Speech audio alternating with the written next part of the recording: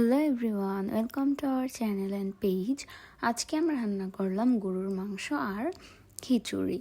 যেহেতু আমাদের গরুর মাংস রেসিপি আমরা আগেও দেখাইছি, এই জন্য আজকে আমরা আর দেখালাম না।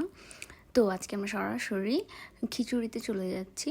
তো ফার্স্টে আমরা তেল দিয়ে দিলাম, সরিষার তেল যেহেতু আমরা খাই। তো ফার্স্টে সরিষার তেলটা দিয়ে তেলটা যখন একটু গরম হয়ে আসলো আমরা পেঁয়াজটা দিয়ে দিলাম। অ্যান্ড তারপর এটার মধ্যে আমরা মশলা দিয়ে দিলাম, তেজপাতা, লবঙ্গ আর এলাচ দিয়ে এটা আমরা একটু নাড়াচাড়া করে নিব সুন্দর মতো। এই পেঁয়াজটা একটু ভেজে নিব। পেঁয়াজটা ভাজা হয়ে গেলে তারপর এটার মধ্যে দিয়ে দিব আমরা আদা রসুনটা দিয়ে কিছুক্ষণ রান্না করে নেওয়ার পর এটার মধ্যে এখন আমরা দিয়ে দিব লবণ। তারপরে এটার মধ্যে লবণটাকে ভালো মতো মিক্স করে নিব। অ্যান্ড লবণটা ভালো মতো মিক্স করে নেওয়ার পর এটার মধ্যে দিয়ে দিলাম একটু হলুদ আর সামান্য একটু মরিচ। যেহেতু এটা আমরা খিচুড়ি রান্না করব, আমরা এত ঝাল করব না, দেন একটু একটু পানি দিয়ে দিলাম আমরা। দেওয়ার পর এখন আমরা মশলাটা ভালো মতো কষিয়ে নিচ্ছি যাতে মশলার এক্সট্রা ফ্লেভারটা চলে যায়। এখন আমরা এটার মধ্যে চাল আর ডাল দিয়ে দিলাম, একসাথে মশলার সাথে মিক্স করে নিচ্ছি। অ্যান্ড এখন আমরা একটু পানি দিয়ে দিব আবার, যাতে ভালো মতো মশলাটার সাথে চাল আর ডাল ভালোভাবে মিক্স হয়ে যায়। অ্যান্ড ভালো মতো একটু নেড়ে নিচ্ছি। নেড়ে ভালো মতো এটা কষিয়ে নিব আবার।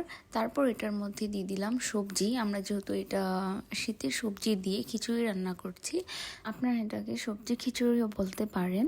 অ্যান্ড এটা অনেক মজা হয় খেতে খিচুড়িটা।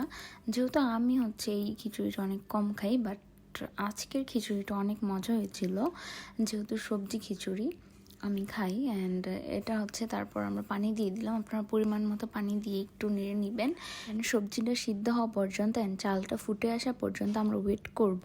তারপর এটা দেখতেই পাচ্ছেন এটার মধ্যে বলক চলে আসছে। অ্যান্ড আস্তে আস্তে আস্তে এটা সিদ্ধ হয়ে যাচ্ছে। তারপর আমরা এভাবে ওয়েট করব। অ্যান্ড এটার মধ্যে আমরা কাঁচামরিচ দিয়ে দিলাম। তারপর আমরা একটু ঘি দিয়ে দিলাম। এটা দেখতেই পাচ্ছেন যে খিচুড়িটা ফুটে এসছে।